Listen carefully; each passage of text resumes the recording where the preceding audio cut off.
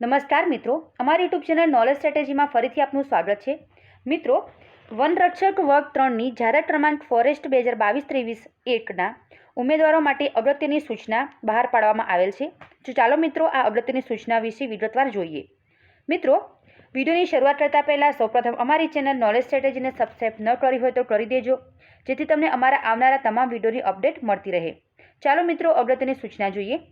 ગુજરાત સરકારના વન અને પર્યાવરણ વિભાગના નિયંત્રણ હેઠળની અગ્ર મુખ્ય વન સંરક્ષણશ્રી અને head of forest force Gandhinagar હસ્તકની વનરક્ષક વર્ગ 3ની સીધી ભરતીની 823 જગ્યાઓ માટે અગ્ર મુખ્ય વન સંરક્ષકશ્રી અને head of forest force Gandhinagar દ્વારા તારીખ 22/10/2022ના રોજ જાહેરાત ક્રમાંક ફોરેસ્ટ 2022-23-1 પ્રસિદ્ધ કરવામાં આવેલ હતી.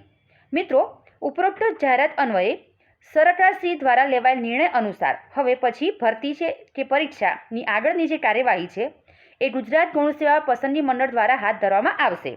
આથી અગ્ર મુખ્ય વન સંરક્ષકશ્રી અને હેડ ઓફ ફોરેસ્ટ ફોર્સ ગાંધીનગરની તારીખ 20/10/2022ના રોજની જે જાહેરાત ક્રમાંક છે ફોરેસ્ટ 2022-23-1 અન્વયે પરીક્ષામાં બેસવા સંમતિ દર્શાવેલ ઉમેદવારોને જણાવવાનું કે સદરવ પરીક્ષા ગુજરાત ગૌણ સેવા પસંદગી મંડળ દ્વારા લેવામાં આવનાર છે.